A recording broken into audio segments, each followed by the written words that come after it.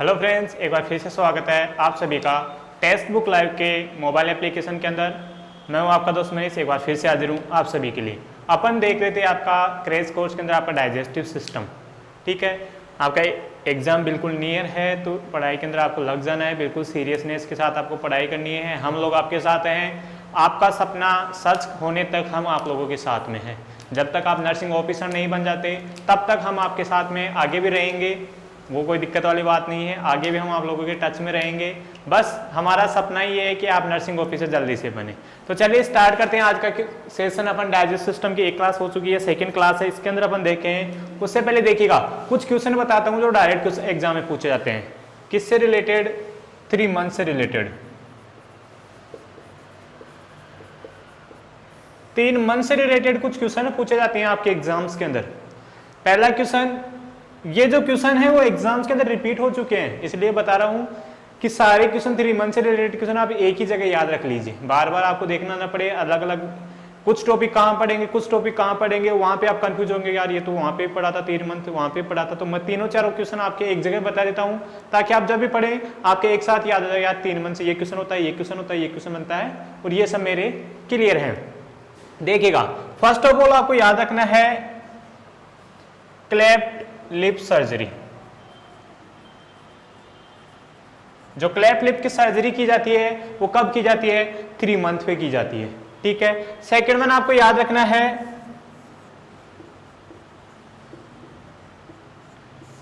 HbA1c।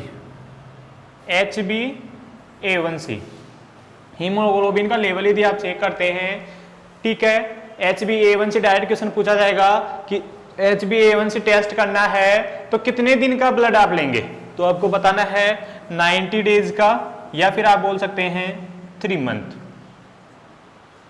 अभी ये चीजें आपको एक्सप्लेन करने का टाइम नहीं है कि मैं एक एक चीज का रेशनल लेके आपको समझा पाऊं। डायरेक्ट आपको हिट करना है क्वेश्चन के ऊपर, जो क्वेश्चन आपके रिपीट होते रहते हैं। ठीक है, तो ये क्वेश्चन आपका रिपीट होता है, गाइड सोल्व करेंगे वहां भी मिल जाएगा आपको कि HbA1c के अंदर कितने दिन का ब्लड लेते हैं, कलेक्ट करते हैं, 90 डेज का हो या फिर आप बोल सकते हैं 3 मंथ का। थर्ड वन अपन बात करें, कॉन्ट्रासेप्टिव आता है। एक कॉन्ट्रासेप्टिव डिवाइस आता है जिसको एक बार यूज करने के बाद वो एज ए कॉन्ट्रासेप्टिव वर्क करता है 3 मंथ तक। उसका नाम है आपका डंपा।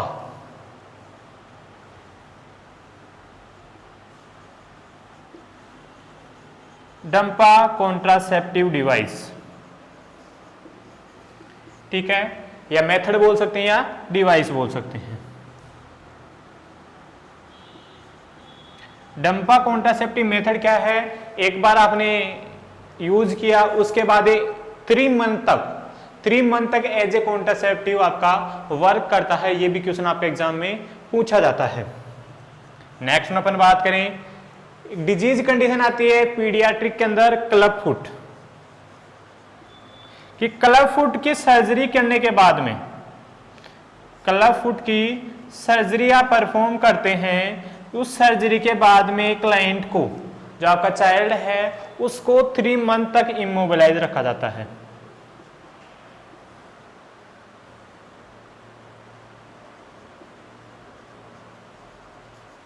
क्वेश्चन पूछा जाता है कि क्लब फुट सर्जरी के कितने टाइम बाद तक आप क्लाइंट को इमोबिलाइज रखते हैं, पेशेंट को इमोबिलाइज रखते हैं, चाइल्ड को इमोबिलाइज रखते हैं? तो आपको बताना है 3 मंथ तक अपन क्या करते हैं? इमोबिलाइज रखते हैं फुट को। यहां से आपका एक और क्वेश्चन पूछा जाता है क्लब फुट के शूज से। इमेज बेस्ड क्वेश्चन पूछा जाता है, शूज टाइप के बने हुए होते हैं, इस प्रकार से 2 शूज बने हुए होते हैं, दोनों एक प्लेट के ऊपर फिक्स होते हैं। तो ये इमेज बेस्ड क्वेश्चन भी आपको करवाए जाएंगे, टेंशन ना लीजिएगा। इमेज बेस्ड क्वेश्चन भी आपको करवाए जाएंगे। कुछ इस प्रकार के स्ट्रक्चर होते हैं, 2 शूज होते हैं जो एक प्लेट के ऊपर फिक्स रहते हैं, जो पहनाए जाते हैं आपके चाइल्ड को। यहां से भी आपके एग्जाम के अंदर क्वेश्चन पूछा जाता है इमेज बेस्ड। नेक्स्ट में अपन बात करें, आपके जो लेडी होती है कि प्रेगनेंसी के बाद मेंस्ट्रुअल साइकिल फिर से कब आएगी, ये डिपेंड करता है आपके ब्रेस्ट फीडिंग के ऊपर। ये दोबारा से आपकी मेंस्ट्रुअल साइकिल कब स्टार्ट होगी, ये आपका टोटली डिपेंड करता है किसके ऊपर? ब्रेस्ट फीडिंग के ऊपर। यदि कोई लेडी ब्रेस्ट फीडिंग कराती है, नॉर्मल ब्रेस्ट फीडिंग कराती है अपने चाइल्ड को, तो उसके अंदर नॉर्मल ब्रेस्ट फीडिंग यदि कराती है तो उसके अंदर जो आपका मेंस्ट्रुअल साइकिल आएगी वो कब आएगी? After 3 month.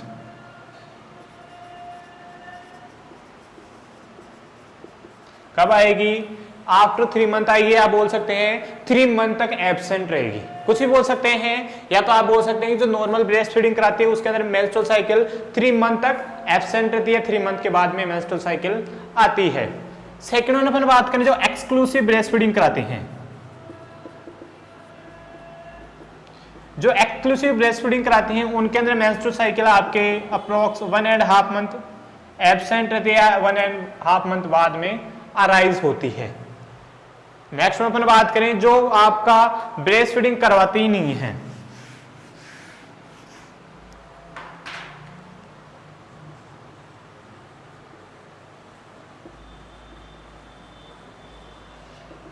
कि कोई लेडी है आपका या कोई पेशेंट है आपके जो बिल्कुल भी ब्रेस्ट फीडिंग नहीं करवा रही बेबी को, उसके अंदर जो मेंस्ट्रुअल साइकिल आएगी, सॉरी देखिएगा, जो बिल्कुल भी ब्रेस्ट फीडिंग नहीं करवाते हैं उनके अंदर आपका मेंस्ट्रुअल साइकिल आता है 1.5 मंथ पे। जो एक्सक्लूसिव बहुत ज्यादा ब्रेस्ट फीडिंग करवाते हैं उनके अंदर आता है 6 मंथ आफ्टर। ये थोड़ा चेंज कीजिएगा। जो नॉर्मल ब्रेस्ट फीडिंग करवाते हैं उनके अंदर 3 मंथ तक एब्सेंट होती है, जो एक्सक्लूसिव करवाते हैं उनके अंदर 6 मंथ तक एब्सेंट होती है, जो बिल्कुल भी ब्रेस्ट फीडिंग नहीं करवाते हैं उनके अंदर 1.5 मंथ तक मेंस्ट्रुअल साइकिल क्या होती है? एब्सेंट होती है। उसके बाद नॉर्मल मेंस्ट्रुअल साइकिल स्टार्ट हो जाती है आना, उसके बाद नॉर्मल मेंस्ट्रुअल साइकिल आना स्टार्ट हो जाती है। ये कुछ क्वेश्चन थे 3 मंथ से रिलेटेड, ये याद रखिएगा, आप क्वेश्चन यहाँ से 1-2 बन जाते हैं। वैसे तो सारे क्वेश्चन एग्जाम में पूछे जा चुके हैं ये। चलिए अपन अपने टॉपिक पे आते हैं डाइजेस्टिव सिस्टम के ऊपर। लास्ट क्लास में अपन ने देख लिया था, उससे आगे अपन डिस्कस करेंगे आज आपका। तो सबसे पहले अपन डिस्कस करते हैं आपका टीथ के बारे में। टीथ के बारे में अपन डिस्कस करें आपका। टीथ आपके दो टाइम आते हैं। इंडिविजुअल्स अपन बात करें ह्यूमंस की तो 2 टाइम टीथ आते हैं। फर्स्ट टाइम जो टीथ आते हैं उनको अपन बोलते हैं मिल्क टीथ, डेसिडुअस टीथ, ठीक है, जिनको अपन बोलते हैं टेम्परेरी टीथ। जो फर्स्ट टाइम टीथ आते हैं उनको अपन बोलते हैं आपका टेम्परेरी टीथ, या आप बोल सकते हैं मिल्क टीथ, या फिर आप बोल सकते हैं डेसिडुअस टीथ। नंबर में कितने होते हैं? नंबर में कितने होते हैं? 20 होते हैं। नंबर में कितने होते हैं? 20 होते हैं। याद रखने के लिए आप फॉर्मूला याद रखिए। जो 4 प्रकार के आपके ह्यूमंस के अंदर टीथ प्रेजेंट होते हैं, incisor, canine, premolar and molar, ये 4 प्रकार के टीथ प्रेजेंट होते हैं सभी के अंदर।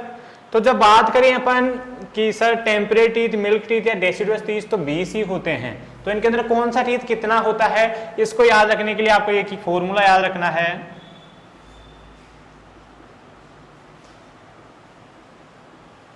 और फॉर्मूला आप लोगों के सामने है।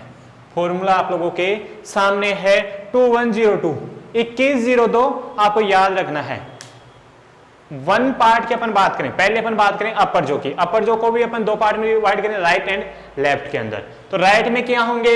2 इंसीजर होंगे, 1 केनाइन होगा, 0 प्रीमोलार होंगे, 2 मोलार होंगे।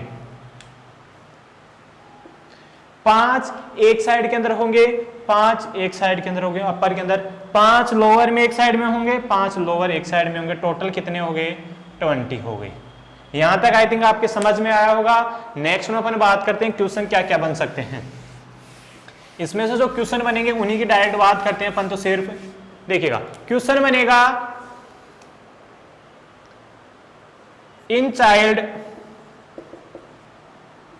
विच टीथ इज एब्सेंट, कि चाइल्ड के अंदर कौन सा टीथ एब्सेंट होता है मेनली। तो आपको बताना है कौन सा होता है? सर प्रीमोलार होता है। प्रीमोलार टीथ क्या होते हैं चाइल्ड के अंदर? एब्सेंट होता है। नेक्स्ट वन अपन बात करें first temporary teeth erupt at 6 month. जो आपका फर्स्ट टेम्परेरी टीथ होता है कब अराइज होता है, कब इरप्ट होता है, कब निकलता है, तो आपको बताना है 6 मंथ पे निकलता है। कब होता है? 6 मंथ पे होता है। और क्या याद रखना है इसके अंदर आपको, 6 मंथ पे भी कौन सा होता है, which teeth first erupt, first which temporary, कि कौन सा टेम्परेरी टीथ सबसे पहले इरप्ट होता है, तो आपको बताना है lower central incisor. Lower central incisor क्या होता है? पहला दांत होता है बच्चे के अंदर जो 6 मंथ के ऊपर इरप्ट होता है। कौन सा होता है? लोअर के अंदर सेंटर के अंदर इंसीजर टीथ होता है, लोअर के अंदर सेंटर के अंदर इंसीजर होता है। नेक्स्ट वन, एक और क्वेश्चन पूछा जा सकता है, कंप्लीट टीथ कब अराइज होते हैं? कंप्लीट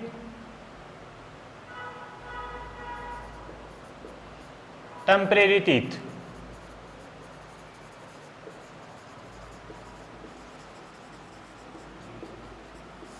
कि कंप्लीट आपके टीथ कब इरप्ट होते हैं टेम्परेरी, तो आपको बताना है 24 से लेके 30 मंथ तक इरप्ट हो जाते हैं।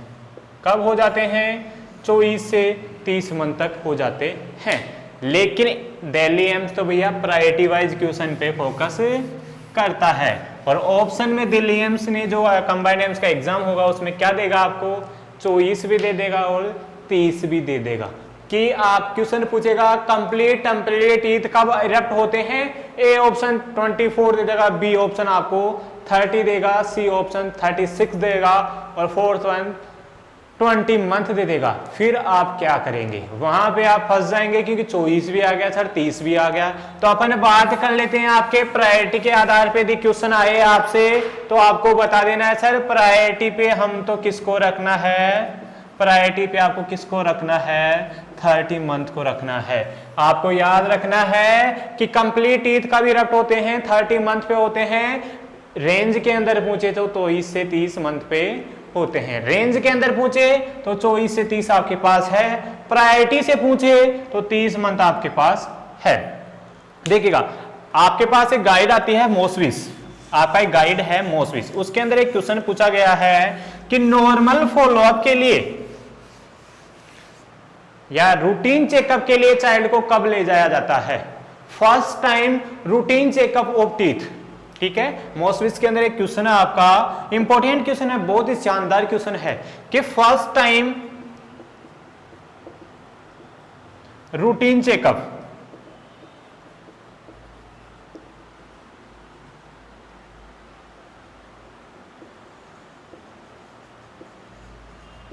कि फर्स्ट टाइम एक लेडी अपने बच्चे को रूटीन चेकअप के लिए, टीथ के रूटीन चेकअप के लिए फर्स्ट बार कब हॉस्पिटल लेके जाएगी, तो उसके अंदर आपका आंसर क्या होगा। घुमा फिरा के क्वेश्चन पूछेगा, सिंपल सा करके बता दिया हूं कि first time routine checkup of teeth कब जाएगा बेबी, जब उसके कंप्लीट टीथ इरप्ट हो जाएंगे। और कंप्लीट टीथ कब इरप्ट हो रहे हैं अपने 30 मंथ पे, कब हो रहे हैं 30 मंथ पे, तो उसका आंसर क्या है आपका 30 मंथ। ये भी आपका इंपॉर्टेंट क्वेश्चन है। ये बात हो किसकी, आपके टेम्परेरी टीथ की। फर्स्ट कब आता है, कौन सा आता है, लास्ट में कौन सा आता है, कब आता है, या कंप्लीट कब आते हैं। ठीक है, ये बात होगी किसके, आपके टेम्परेरी टीथ की। नेक्स्ट में अपन बात करते हैं आपके परमानेंट टीथ के बारे में।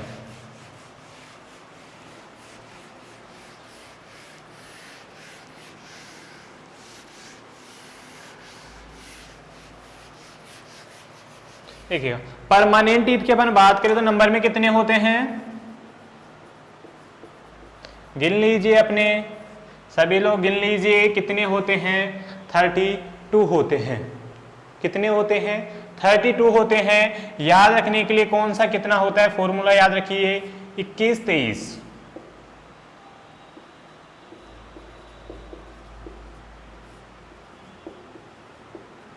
देखिएगा 21 23, incisor, canine, premolar, molar. Each side की अपन बात करें, पहले अपन अपर जो की बात करें तो अपर जो को अपन राइट साइड और लेफ्ट साइड दो में डिवाइड किया। अब अपन बात करें राइट साइड की, तो राइट साइड में इंसीजर कितने होते हैं? 2 होते हैं, 1 केनाइन होता है, 2 प्रीमोलार होता है, 3 मोलार होते हैं। टोटल कितने हो गए? 8 हो गए। इसी प्रकार से लेफ्ट साइड में 8, राइट में 8, लेफ्ट में 8। अपर में 16 हो गए, लोअर में 16 हो गए, टोटल कितने हो गए? 32 हो गए। समझ में आया? चाइल्ड में कौन सा एब्सेंट था? चाइल्ड में कौन सा एब्सेंट था? प्रीमोलार एब्सेंट था। कौन सा एब्सेंट था? प्रीमोलार चाइल्ड के अंदर एब्सेंट था। चलिए नेक्स्ट वन अपन बात करते हैं, फर्स्ट परमानेंट टीथ कब इरप्ट होता है? फर्स्ट परमानेंट टीथ कब इरप्ट होता है? तो आपको बताना है permanent teeth erupt 6 year of age. कब होता है? 6 ईयर ऑफ एज पे होता है। कौन सा? First permanent teeth. First permanent teeth कब इरप्ट होता है? 6 ईयर ऑफ एज पे इरप्ट होता है। नेक्स्ट वन अपन बात करें सर कौन सा होता है, तो आपको बताना है फर्स्ट मोलार टीथ होता है। कौन सा इरप्ट होता है? सबसे पहले परमानेंट टीथ की अपन बात करें, फर्स्ट मोलार टीथ होता है। कब होता है? 6 ईयर पे होता है। ठीक है। लास्ट परमानेंट टीथ कौन सा होता है?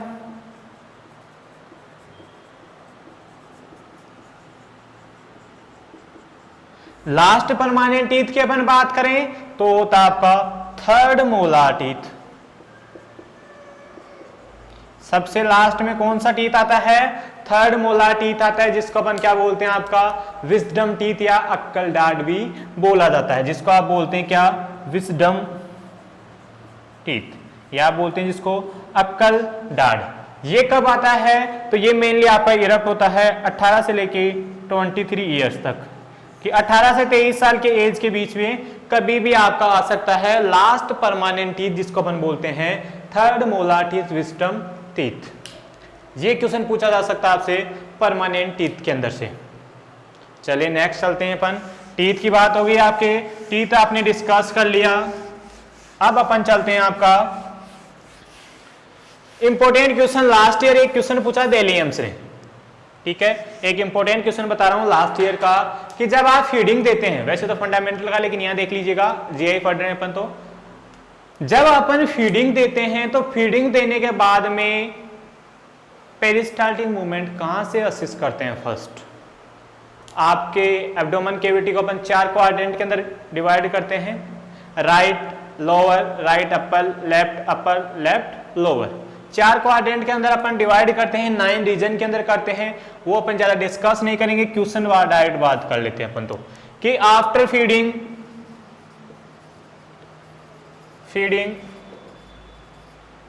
assist the peristalsis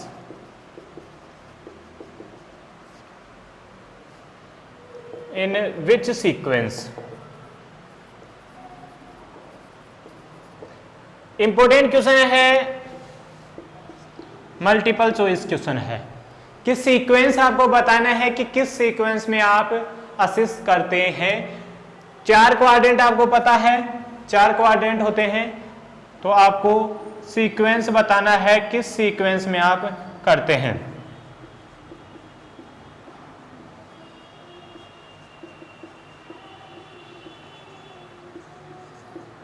ऑप्शन आपके सामने है कि जब अपन बात करें फीडिंग की, तो फीडिंग के बाद में पेरिस्टाल्टिक मूवमेंट किस सीक्वेंस में आप चेक करते हैं। फर्स्ट ऑप्शन आपके पास right lower, right upper, right left upper और लेफ्ट लोअर क्वाड्रेंट। बात करें सीक्वेंस की, तो सबसे पहले आप कहां से करते हैं? राइट लोअर से करते हैं। फर्स्ट कहां से करते हैं? राइट लोअर से करते हैं। देन आप कहां से करते हैं? सेकंड आप करते हैं राइट अपर से। थर्ड आप करते हैं लेफ्ट अपर से। एंड फोर्थ वन सबसे लास्ट में कहां करते हैं आप? लेफ्ट लोअर से। सीक्वेंस क्या हो गया? राइट लोअर, देन आपका हो गया राइट अपर, देन आपका हो गया लेफ्ट अपर, देन आपका हो गया लेफ्ट लोअर। ये सीक्वेंस आपको फॉलो करना होता है। इंपॉर्टेंट क्वेश्चन है, इंपॉर्टेंट लगा लीजिए, 80,000 का क्वेश्चन है। कितने रुपए का क्वेश्चन है? 80,000 रुपए का क्वेश्चन है आपके सामने कि किस सीक्वेंस में आप चेक करते हैं आपके पेरिस्टाल्टिक मूवमेंट कब? जब आप फीडिंग दे चुके हैं, कि फीडिंग देने के बाद में पेरिस्टाल्टिक मूवमेंट को। यहां तक बात हो गई। चलिए अपन बात करते हैं आपके माउथ के बारे में थोड़ा सा। माउथ की अपन बात करें तो आपके माउथ के अंदर दो कैविटी प्रेजेंट होती हैं। एक होती है आपके ओरल कैविटी, एक होती है आपके बक्कल कैविटी। ठीक है, नेक्स्ट अपन बात करें जो रूफ ऑफ माउथ है या ओरल कैविटी है।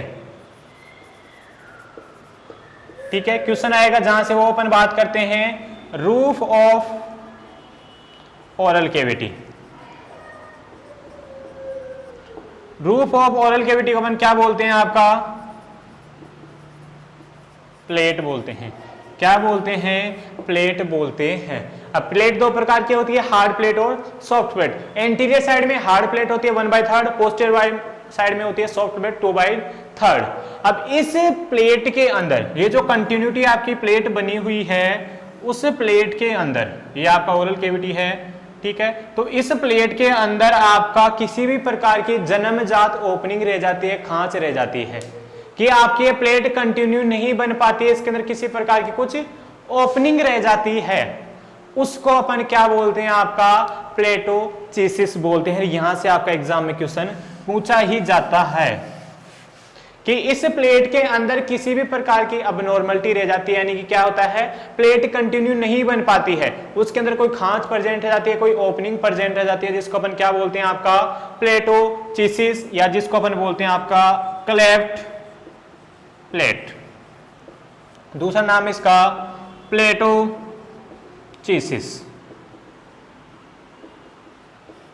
क्वेश्चन क्या पूछा जाता है इसका? क्वेश्चन जो एग्जाम में पूछा जाता है इसका डायरेक्ट इसकी सर्जरी से पूछा जाता है कि प्लेटोचिसिस की सर्जरी या क्लेफ्ट प्लेट की सर्जरी कब परफॉर्म करते हैं। तो आपको बताना है 18 to 24 मंथ पे अपन क्या करते हैं? इसकी सर्जरी परफॉर्म करते हैं। कब करते हैं? 18 से 24 मंथ पे इसकी सर्जरी परफॉर्म की जाती है। लेकिन दिल्ली एम्स तो ऐसे नहीं देगा भैया। ऐसे जो क्वेश्चन देगा वो आपको दे सकता है डीएससी दे सकता है, ईएसआईसी दे सकता है, लेकिन दिल्ली एम्स ऐसा क्वेश्चन नहीं देगा। रेंज वाला क्वेश्चन दिल्ली एम्स तो देगा कि 18 भी ऑप्शन में दे देगा और 24 भी ऑप्शन में दे देगा, 30 भी दे देगा और 36 भी दे देगा। अब बताइए कब करेंगे क्लेफ्ट प्लेट की सर्जरी? तो आपको याद रखना है फर्स्ट प्रायोरिटी पे आपको 18 को रखना है। ठीक है, फर्स्ट प्रायोरिटी पे आपको किसको रखना है? 18 मंथ को आपको प्रायोरिटी के ऊपर रखना है। नेक्स्ट में अपन बात करें इसी से रिलेटेड एक और टर्म आती है आपकी क्लेफ्ट लिप। अभी थोड़ी देर पहले स्टार्टिंग में ही मैंने आपको क्वेश्चन बताया था क्लेफ्ट लिप का सर्जरी का।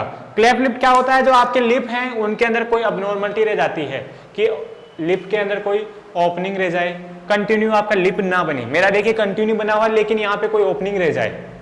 ठीक है, तो उस कंडीशन में सर्जरी के द्वारा उसको ठीक किया जाता है सूचन लगा के। और सर्जरी कब परफॉर्म की जाती है ये क्वेश्चन आपका पूछा जाता है। तो सर्जरी कब की जाती है? 3 to 6 मंथ पे की जाती है। क्लेफ्ट लिप की सर्जरी कब की जाती है? 3 to 6 मंथ की जाती है। लेकिन दिल्ली एम्स ऐसा नहीं पूछेगा। दिल्ली एम्स डायरेक्ट पूछेगा एग्जैक्ट बता मेरे को तो कब की जाती है सैलरी? 80,000 दूंगा कि एग्जैक्ट बता तभी 80,000 रुपए दूंगा, नहीं तो बच्चा नेक्स्ट टाइम बुलाऊंगा, नहीं तो अगली बार फिर से एग्जाम में बुलाऊंगा। एग्जैक्ट बता देगा तो अभी से 80,000 तेरे चालू कर दूंगा। तो 80,000 रुपए यदि आपको स्टार्ट करने हैं तो आपको बताना है 3 मंथ पे ही करते हैं श्रम। तो प्रायोरिटी पे किसको रखना है आपको? 3 मंथ को। क्लास के स्टार्टिंग में भी बताया था कि 3 मंथ पे क्या करते हैं? क्लेफ्ट लिप की सर्जरी की जाती है। क्लेफ्ट प्लेट की कब की जाती है? 18 से 24 मंथ पे की जाती है। चलिए ये बात हो किसके बारे में? आपके क्लेफ्ट लिप और क्लेफ्ट प्लेट के बारे में। देखिए क्लेफ्ट लिप की सर्जरी में एक इंस्ट्रूमेंट यूज किया जाता है, उसका इमेज बेस्ड क्वेश्चन भी आता है। वो इमेज बेस्ड क्वेश्चन की क्लास में अपन देख लेंगे। ठीक है, यहां से एक इमेज बेस्ड क्वेश्चन भी पूछा जाता है। वो इमेज बेस्ड क्वेश्चन कुछ इस प्रकार की इमेज होती है, वो आपके लिप्स के ऊपर लगा दी जाती है, ठीक है। वो क्या काम करती है, आपका प्रिवेंट करती है सूचर को रप्चर होने से। ये अपन इमेज बेस्ड की क्वेश्चन जब क्लास लेंगे उसके अंदर आपको बता दिया जाएगा, ठीक है। चलिए नेक्स्ट अपन चलते हैं। यहां तक अपन ने बात कर ली तो ओरल कैविटी के अंदर कुछ ग्लैंड भी प्रेजेंट होती हैं। उन ग्लैंड को अपन क्या बोलते हैं, आपके सलाइवरी ग्लैंड बोलते हैं। तो चलिए नेक्स्ट टॉपिक आपका सलाइवरी ग्लैंड। कितने होती हैं सलाइवरी ग्लैंड, नंबर में पूछे 6 होती हैं, पेयर में पूछे 3 पेयर सलाइवरी ग्लैंड प्रेजेंट होती हैं ह्यूमंस के अंदर। कितनी सलाइवरी ग्लैंड होती हैं, नंबर में पूछे 6 होती हैं, पेयर में पूछे सर 3 होती हैं। कौन कौन सी होती हैं अपन बात कर लेते हैं आपका।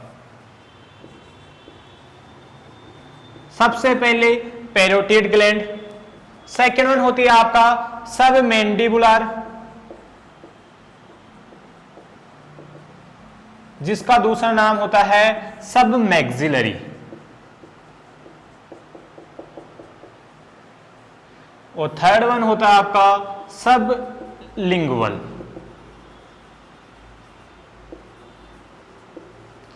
क्वेश्चन जो इनमें से पहले पूछा जाएगा, सबसे लार्ज कौन सी सलाइवरी ग्लैंड होती है, सबसे स्मॉल कौन सी सलाइवरी ग्लैंड होती है। दो क्वेश्चन, सबसे लार्ज सबसे स्मॉल। सबसे लार्ज होती है आपकी पैरोटिड ग्लैंड, सबसे लार्ज कौन सी होती है, पैरोटिड होती है। सबसे स्मॉल कौन सी होती है, सबलिंगुअल होती है। दो question clear. Next one question कि इनमें से कौन सी ग्लैंड कितना परसेंट सलाइवा बनाती है, कौन सी ग्लैंड कितना परसेंट सलाइवा बनाती है। यदि अपन सलाइवा को 100% मान के चले कि आपकी ग्लैंड 100, तीनों ग्लैंड मिलकर 100% बनाती हैं, तो निम्न में से कौन सी का कितना परसेंट होगा।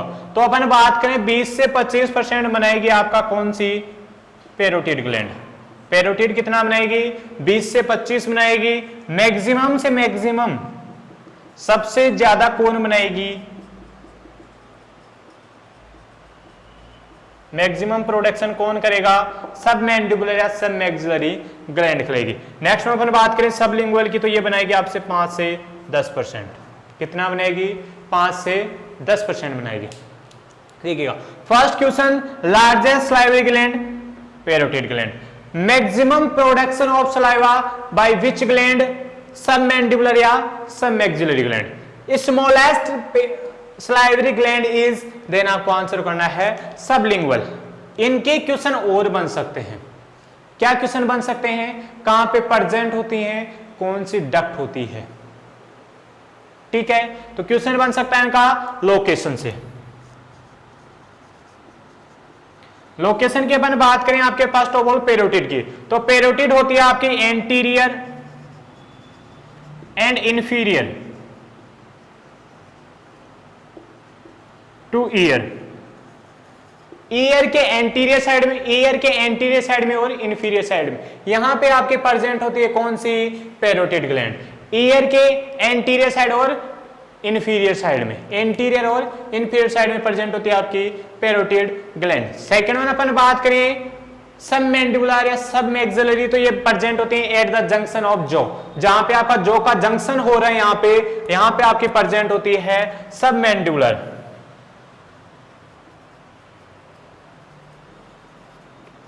जॉ के जंक्शन पे आपकी प्रेजेंट होती है कौन सी, सब मैंडिबुलर ग्लैंड। नेक्स्ट में अपन बात करें सबलिंगुअल ग्लैंड की, तो यह प्रेजेंट होते हैं below the tongue.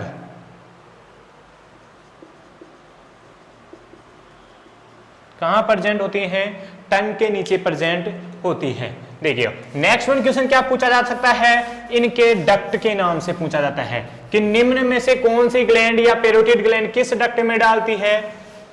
Salivary gland सब मैंडिबुलर किस में डालती है, सबलिंगुअल अपने सीक्रेशन को कौन से डक्ट में डालती है। तो इनके डक्ट के नाम भी याद रखिए आप।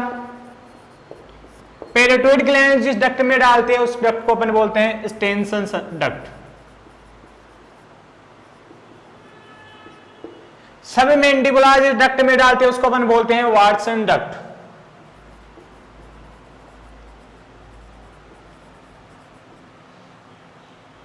कौन से डक्ट बोलते हैं, वाटसन डक्ट बोलते हैं। सबलिंगुअल जिस डक्ट में डालती है उसको अपन बोलते हैं डक्ट ऑफ रेवेन्यू।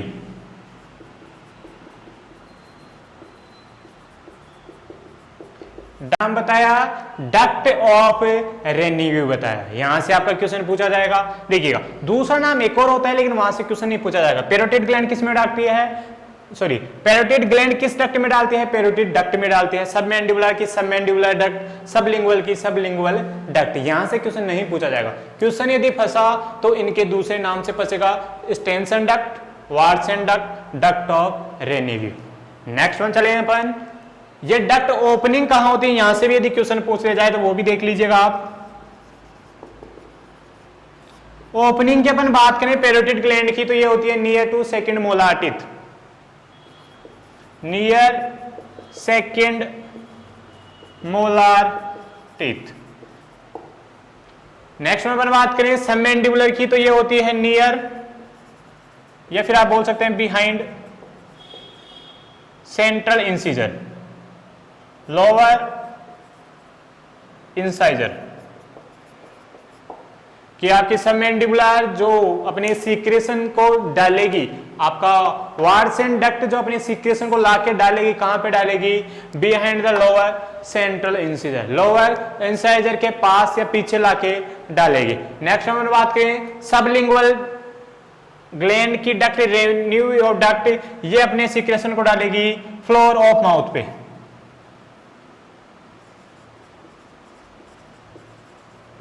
कहां डालेगी, फ्लोर ऑफ माउथ के ऊपर अपने सीक्रेशन को डालेगी। यहां तक आपके समझ में आया सलाइवरी ग्लैंड से। सलाइवरी ग्लैंड से एक और क्वेश्चन पूछा जा सकता है, stone of the salivary gland is known as, कि सलाइवरी ग्लैंड के अंदर किसी प्रकार का स्टोन का फॉर्मेशन हो जाता है तो उसको अपन क्या बोलते हैं। क्वेश्चन आया हुआ है डीएसएसबी के अंदर, ठीक है, इंपॉर्टेंट क्वेश्चन है तो वो भी देख लीजिएगा।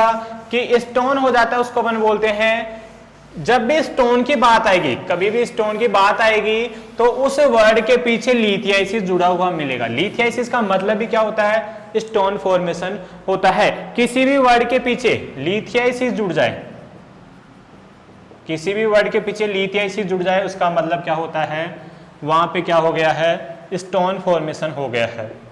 अपन बात करें आपके सलाइवरी ग्लैंड की, सलाइवरी ग्लैंड के अंदर स्टोन फॉर्मेशन हो जाता है, उसको अपन बोलते हैं सीलियोलिथियासिस।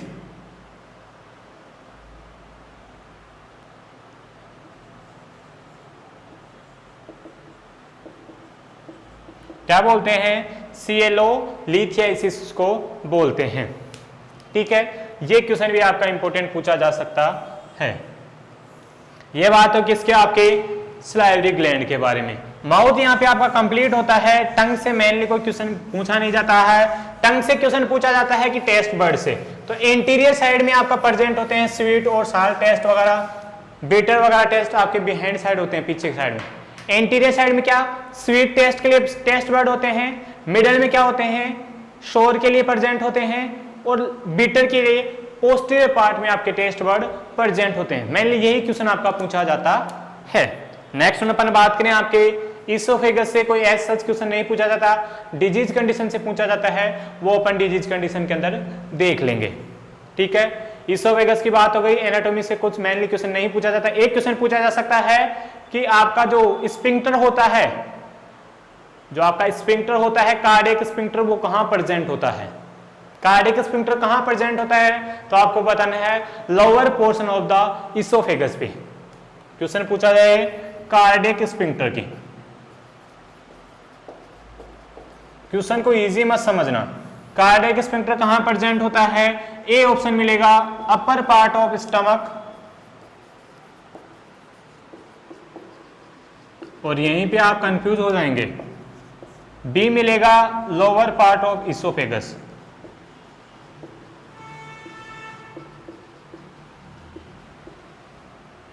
यहीं पे आप कंफ्यूज हो जाएंगे। आप देखेंगे यार कार्डियक स्फिंक्टर तो इसोफेगस और स्टमक के बीच में प्रेजेंट होता है। ये आपका आया इसोफेगस आया, फिर यहां से आपका क्या प्रेजेंट हुआ, कार्डियक पार्ट प्रेजेंट हुआ, यहां पे आपका क्या प्रेजेंट होता है, कार्डियक स्फिंक्टर प्रेजेंट होता है। क्या प्रेजेंट होता है? कार्डियक स्फिंक्टर प्रेजेंट होता है। अब आप बोलेंगे यार तो अपर पार्ट में भी है, लोअर में भी है, तो आपको याद रखना है किस पे क्लिक करना है। कार्डियक स्फिंक्टर का पूछे तो लोअर पार्ट ऑफ इसोफेगस में प्रेजेंट होता है। नेक्स्ट में अपन बात करें जीआई सिस्टम की, स्टमक की। लेयर्स अपन ने जीआईटी की सारी एक साथ देख ली थी। अब अपन बात करते हैं आपके स्टमक की थोड़ी बहुत। वैसे अपन ने देख लिया था जैसे वो ऑर्गन है खाली होता तब बढ़ जाता तो पायरिफॉर्म हो जाता है। स्टमक की कैपेसिटी न्यूबॉर्न में कितनी होती है, ये क्वेश्चन पूछा जा सकता है आपसे।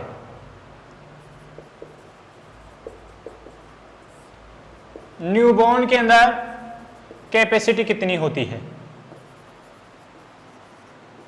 तो आपको बताना है 30 ml होती है। न्यूबॉर्न के अंदर कितनी होती है कैपेसिटी? 30 ml होती है। नेक्स्ट में अपन बात करें एडल्ट के अंदर कितनी होती है? 1.5 से 2 लीटर होती है, लेकिन एक्सटेंड करके आप 4 लीटर तक इंक्रीज कर सकते हैं कि ज्यादा का अपन खाना लगेंगे, बॉडी बिल्डिंग करेंगे तो अपन 4 लीटर तक एक साथ में खा सकते हैं। ठीक है। नेक्स्ट में अपन बात करें, देखिए यहां से 3 क्वेश्चन आपके पूछे जा सकते हैं, इससे रिलेटेड नहीं है, थोड़े अलग हैं, लेकिन 3 क्वेश्चन आपके पूछे जाते हैं। कौन कौन से? इसोफेगस,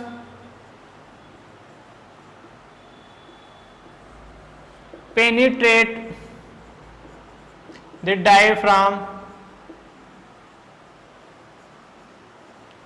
एट विच लेवल, कि जो आपका इसोफेगस है, देखिए ये आपका इसोफेगस है, कंटिन्यू कहां जा रहा है? स्टमक से कनेक्ट हो रहा है। यहां पे आपके क्या हो गया? डायफ्राम हो गया। यहां पे आपके लंग्स प्रेजेंट होते हैं, यहां पे आपके लंग्स प्रेजेंट होते हैं।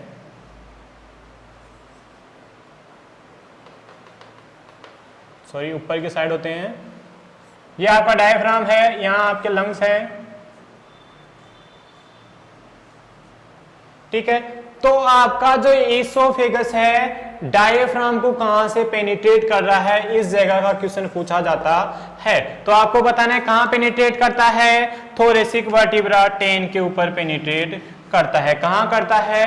T10 के ऊपर पेनिट्रेट करता है। नेक्स्ट में अपन बात करें आपका inferior vena cava. Inferior vena cava कहां पेनिट्रेट करता है, ये क्वेश्चन पूछे आपसे दी तो आपको बताना है थोरेसिक 8 रीजन के ऊपर करता है। थोरेसिक वर्टिब्रा 8 के ऊपर आपका इंफीरियर वेना कावा पेनिट्रेट करता है आपके डायफ्राम को। नेक्स्ट में अपन बात करें और क्या क्वेश्चन पूछा जा सकता है, तो एक और क्वेश्चन पूछा जा सकता है आपसे अरोटा का। अरोटा पेनिट्रेट कहां करती है? आपका अरोटा डायफ्राम को कहां से पेनिट्रेट करती है, तो आपको बताना है थोरेसिक वर्टिब्रा 12 पे करती है। कहां करती है? थोरेसिक वर्टिब्रा 12 के ऊपर क्या करती है? पेनिट्रेट करती है। तीनों क्वेश्चन इंपॉर्टेंट है, एग्जाम में आ सकते हैं। एक क्वेश्चन और क्या घुमा के पूछ सकता है कि which of the following structure which is not penetrate to the diaphragm, कि निम्न स्ट्रक्चर में से कौन से स्ट्रक्चर आपके डायफ्राम को पेनिट्रेट नहीं करती? 3 ये ऑप्शन दे देंगे, oesophagus, inferior vena cava, aorta, और एक दे देगा आपको ट्रेकिया। एक क्या दे देगा आपको? ट्रेकिया। तो आपको आंसर क्या करना है? ट्रेकिया। क्योंकि सबको पता है, आपको पता है कि जहां से आपका ट्रेकिया बाइफरकेट होता है उसको कैरिना बोलते हैं। कैरिना से डिवाइड होकर लंग्स में चला जाता है और लंग्स के नीचे प्रेजेंट होता है आपका diaphragm, floor of respiratory muscles, या फिर सबसे इंपॉर्टेंट मसल्स क्या होती है ब्रीथिंग के लिए? डायफ्राम होती है। ठीक है। तो ट्रेकिया कभी भी आपका क्या नहीं करता? आपके डायफ्राम को पेनिट्रेट नहीं करता है, जबकि तीनों स्ट्रक्चर आपके पेनिट्रेट करके नीचे की तरफ जाती हैं। इसोफेगस भी T12 10 पे, inferior vena cava, thoracic vertebra 8 पे, अरोटा T12 पे। यहां तक समझ में आया। नेक्स्ट वन अपन बात करते हैं आपके स्टमक की सेल से भी क्वेश्चन पूछे जा सकते हैं कि स्टमक में कौन सी सेल क्या सीक्रेट करती है। चीफ सेल जिनको अपन बोलते हैं पेप्सिनोजन सेल, ठीक है, जिनको अपन बोलते हैं आपका पेप्सिनोजन सेल। चीफ सेल क्या सीक्रेट करती हैं आपका, या फिर जिनको अपन बोलते हैं पेप्सिनोजन सेल, ये सीक्रेट करते हैं आपका पेप्सिनोजन।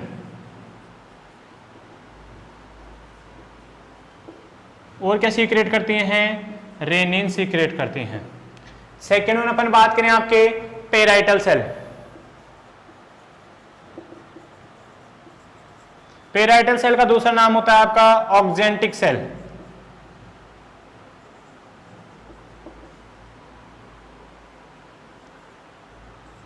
क्या नाम होता है? ऑक्जेंटिक सेल होता है। ऑक्जेंटिक सेल का क्या काम होता है? HCl का सीक्रेशन करती हैं, HCl का सीक्रेशन करते हैं और क्या करते हैं? इंट्रिंसिक फैक्टर का सीक्रेशन करती हैं।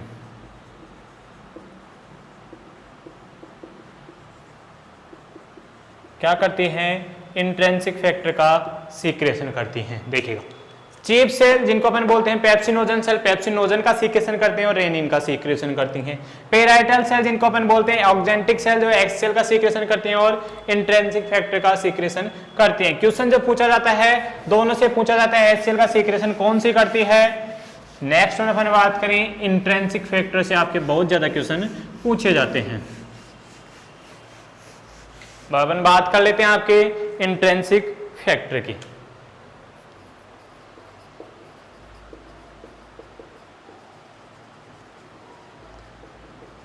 आपके बॉडी में इंट्रिंसिक फैक्टर की जरूरत क्यों पड़ती है? जरूरत की अपन बात करें इंट्रिंसिक फैक्टर की, तो विटामिन B12 के अब्जॉर्प्शन के लिए इंट्रिंसिक फैक्टर की जरूरत पड़ती है। ठीक है, किस लिए जरूरत पड़ती है? विटामिन B12 का अब्जॉर्प्शन के लिए। यदि B12 का अब्जॉर्प्शन नहीं होता है बॉडी में तो क्या हो जाता है? विटामिन B12 की कमी से पर्नीशियस एनीमिया हो जाता है। क्या हो जाता है?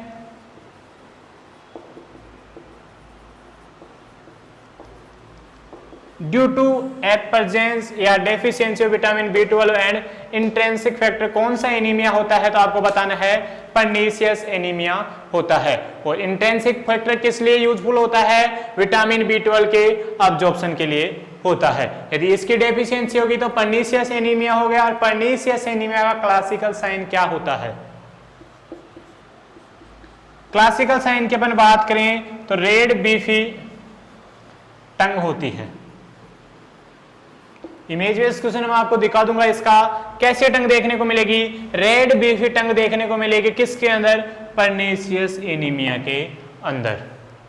नेक्स्ट में अपन बात करें विटामिन B12 का अब्जॉर्प्शन चेक करने के लिए कौन सा टेस्ट किया जाता है? विटामिन B12 अब्जॉर्प्शन को चेक करने के लिए कौन सा टेस्ट किया जाता है? आपको बताना है सीलिंग टेस्ट परफॉर्म किया जाता है। कौन सा टेस्ट परफॉर्म किया जाता है? सीलिंग टेस्ट परफॉर्म किया जाता है। और सीलिंग टेस्ट के अंदर अपन सैंपल किसका लेते हैं? तो सैंपल आप लेते हैं यूरिन का।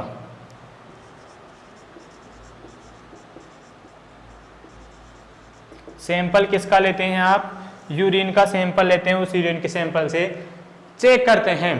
ठीक है, ये बात हो किसके बारे में? आपके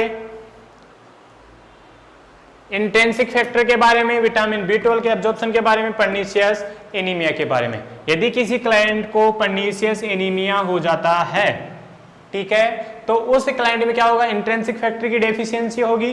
तो उस क्लाइंट में क्या किया जाता है? लाइफ लॉन्ग, जब तक जीवित रहेगा क्लाइंट, इंट्रिंसिक फैक्टर के इंजेक्शन लगाए जाते हैं ताकि क्या हो? विटामिन B12 का अब्जॉर्प्शन हो।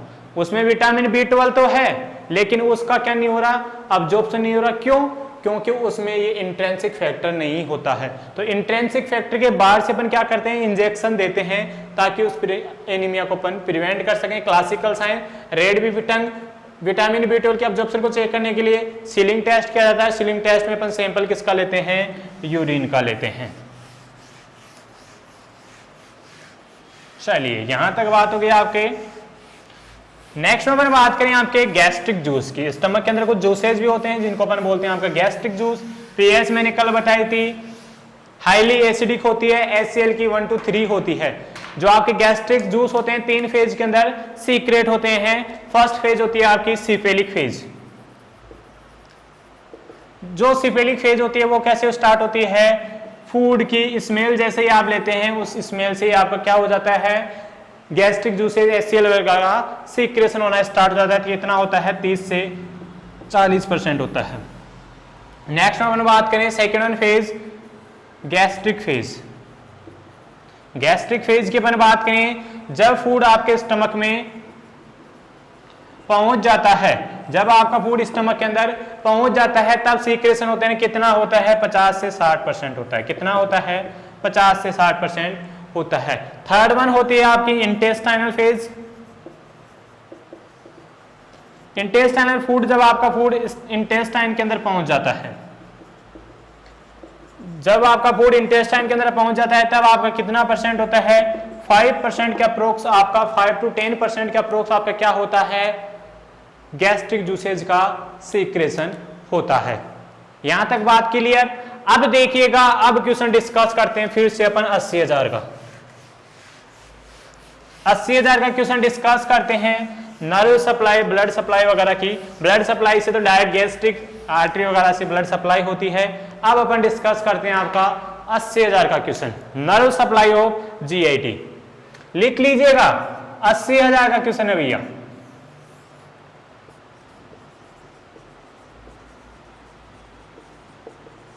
Nerve supply of GIT. दो प्रकार से आपकी नर्व सप्लाई होती है, दो प्रकार से आपकी नर्व सप्लाई होती है। एक होता है आपका एक्सट्रेंसिक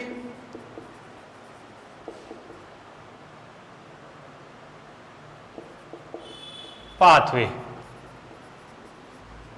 एक्सट्रेंसिक नर्व पाथवे, एक होता है आपका इंट्रेंसिक नर्व पाथवे। उससे पहले देखिएगा सेकंड ब्रेन ऑफ बॉडी किसको बोला जाता है?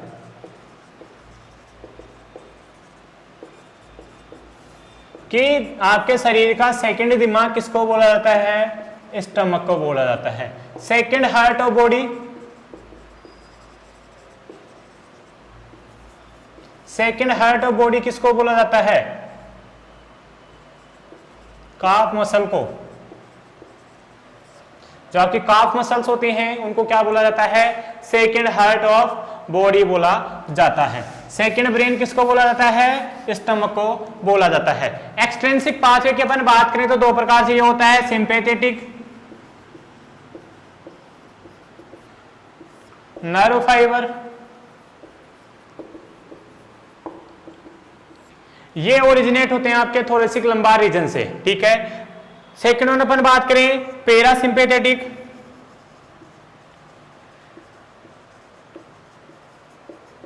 ये रेगुलेट होता है आपका वेगस नर्व से। और यहीं से आपका इंपॉर्टेंट क्वेश्चन बनेगा, यहीं से आपका इंपॉर्टेंट क्वेश्चन बनेगा 80,000 का, कि जैसे ही बॉडी में क्या होगा, सिंपैथेटिक नर्वस सिस्टम एक्टिवेट होता है। आपके बॉडी में सिंपैथेटिक नर्वस सिस्टम एक्टिवेट होता है तो पूरे बॉडी की एक्टिविटीज इंक्रीज हो जाती हैं। आपके पूरे शरीर की एक्टिविटीज क्या हो जाती हैं? इंक्रीज हो जाती हैं, एक्सेप्ट जीआईटी या फिर आप बोल सकते हैं स्टमक। जब भी पैरासिम्पैथेटिक नर्वस सिस्टम एक्टिवेट होगा, जीआईटी की एक्टिविटी क्या होंगी? डिक्रीज होंगी। क्या होंगी?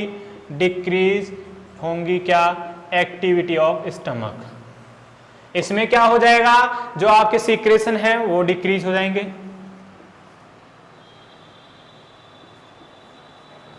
क्या हो जाएंगे?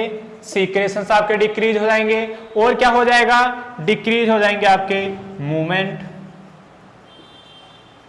ये थोड़ा सा याद रखना आप कि स्टोमक के अंदर आपका उल्टा चलता है। नेक्स्ट अपन बात करें पैरासिम्पैथेटिक नर्वस सिस्टम की, जब आपकी वेगस नर्व एक्टिवेट होती है या स्टिमुलेट होती है तो उसके रेस्पॉन्स में क्या होता है? सारे बॉडी की एक्टिविटीज डिक्रीज हो जाती हैं। सारे बॉडी की एक्टिविटीज क्या हो जाती हैं? डिक्रीज हो जाती हैं। जैसे हार्ट रेट डिक्रीज हो गया, रेस्पिरेशन डिक्रीज हो गया, लेकिन स्टमक की एक्टिविटीज इंक्रीज हो जाती हैं। इंक्रीज होगी तो क्या होंगे? इंक्रीज आपके सीक्रेशन होंगे, इंक्रीज सीक्रेशन होंगे, इंक्रीज मूवमेंट होंगे। ये क्या हो गया आपका? एक्सट्रिंसिक नर्व पाथवे के द्वारा आपका नर्व सप्लाई हो गई। ये क्लियर है आपके कि सिंपैथेटिक में उल्टा सिस्टम होता है और पैरासिम्पैथेटिक में उल्टा, कि सिंपैथेटिक होगा तो एक्टिविटी डिक्रीज, पैरासिम्पैथेटिक में एक्टिविटीज इंक्रीज। चलिए नेक्स्ट अपन बात करें थे यहाँ आपके इंट्रिंसिक नर्व पाथवे की। एक्सट्रिंसिक से अपन ने देख लिया कि सिंपैथेटिक होता है और पैरासिम्पैथेटिक होता है और बॉडी से थोड़ा उल्टा सिस्टम चलता है। नेक्स्ट अपन बात करते हैं आपका इंट्रिंसिक नर्व पाथवे, या फिर आप बोल सकते हैं एंट्रिक नर्व पाथवे।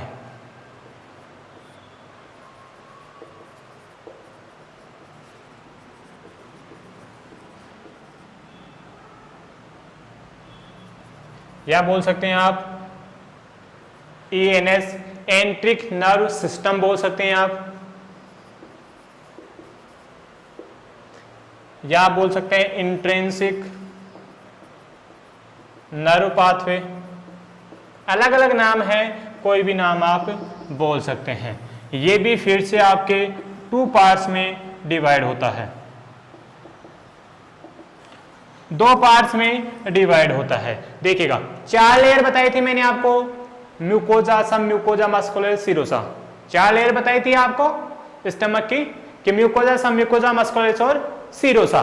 जो आपकी सब म्यूकोजा होती है, ठीक है, जो आपकी सब म्यूकोजा लेयर प्रेजेंट होती है, उसके अंदर क्या होता है, millions of nerve fibre present होते हैं, नर्व एंड प्रेजेंट होते हैं। उसको अपन बोलते हैं आपका मेसिनर नर्व।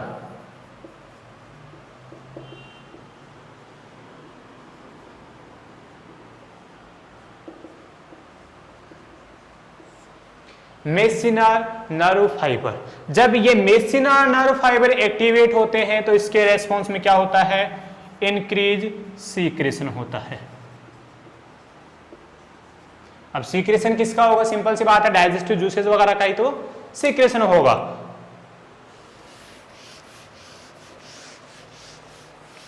यहां तक क्लियर है कि जैसे ही क्या होता है, मेसिनर नर्व प्लेक्सस एक्टिवेट होते हैं। क्वेश्चन देखिए 2 प्रकार से बनेंगे यहां से। मेसिनर नर्व प्लेक्सस कहां प्रेजेंट होते हैं, कौन सी लेयर में, आपको डायरेक्ट इंक्लूड करना है, सब म्यूकोजा में होते हैं। जब मेसिनर नर्व प्लेक्सस एक्टिवेट होते हैं तो क्या होता है बॉडी में, तो स्टमक के अंदर सीक्रेशन इंक्रीज होता है, गैस्ट्रिक जूसेज का सीक्रेशन इंक्रीज हो जाता है। सेकेंड में अपन बात करें mesenteric nerve plexus, mesenteric nerve plexus या मेजेंट्रिक नर्व फाइबर।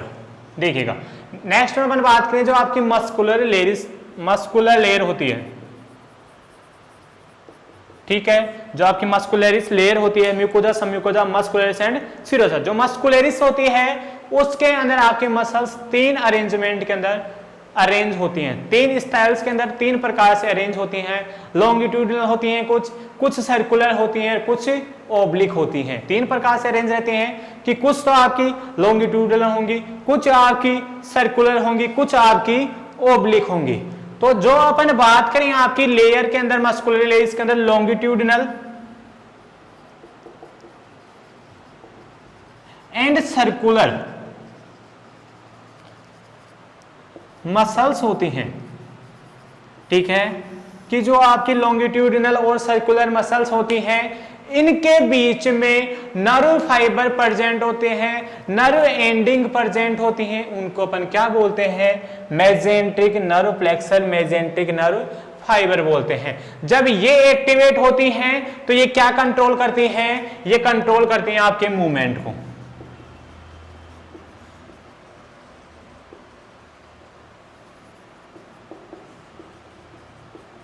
या फिर बोल सकते हैं डाइजेस्टिव सिस्टम।